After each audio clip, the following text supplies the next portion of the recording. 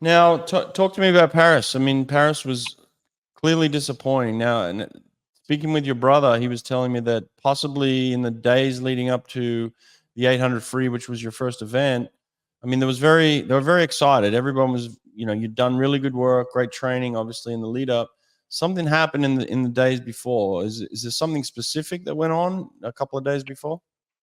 Well, my shoulder started bothering me, and it has been bothering me along the year, even though I was able to kind of work around it in a way. Mm. And basically, just on the start of the 800 free, when I'm just doing the start, I partially dislocated my shoulder. Mm. So at the time, I didn't know how to think, what to do, and there was no way I was gonna stop or get out. And I was just, there's like more than one like 100K like people watching you swim. So with the adrenaline and everything, I had to go. And which with each stroke I'm taking, I can hear my shoulder click, click, click.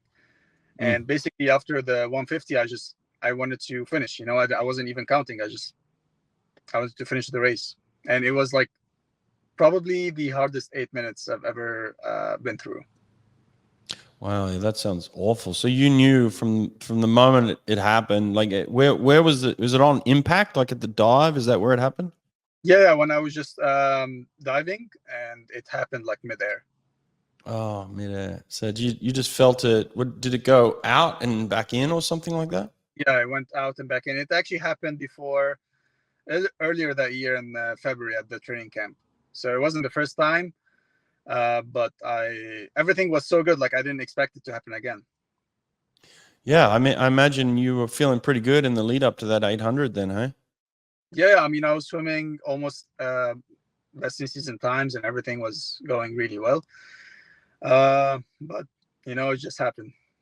Yeah, yeah, yeah. And then they had to. I mean, you swam it out, which was great. I mean, you were about 20 seconds off your best, but that's understandable with the pain that you're in and the things that were happening. But then you had to make a decision on surgery. How quickly did all that happen?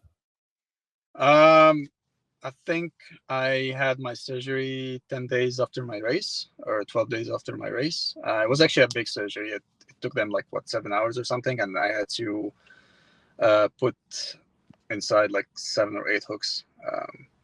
So yeah, it was. I needed the surgery regardless.